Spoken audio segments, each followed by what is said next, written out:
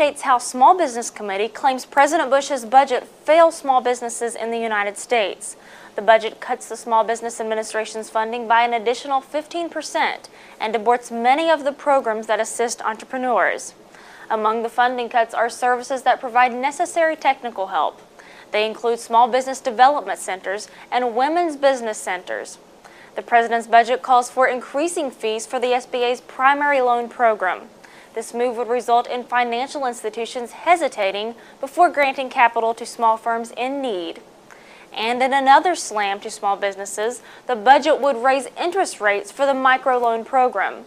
Microloans come into play when entrepreneurs need capital but do not have a strong credit history. And the SBA has been dealing with inadequate staffing for quite some time. And according to the House Small Business Committee, the budget proposal would not alleviate that problem either. In fact, the president is asking for a staffing level of 1/3 less than when he took office back in 2001. Nydia Velazquez, the chairwoman for the Committee on Small Business, said, quote, "Access to affordable capital and a lack of adequate development resources have always been huge challenges for small businesses. This proposal should address that, especially in the current economic climate, but it only exacerbates the problem," end quote. Many other groups, including healthcare centers, disapprove of President Bush's budget proposal.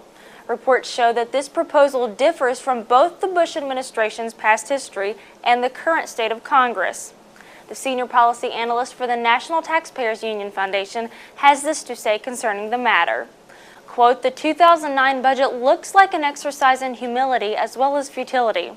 On one hand, President Bush is calling for the kind of spending restraint his administration has largely not achieved in 7 years, while on the other hand, Congress is likely to reject most of his recommendations, just as it has over the past 7 years, end quote.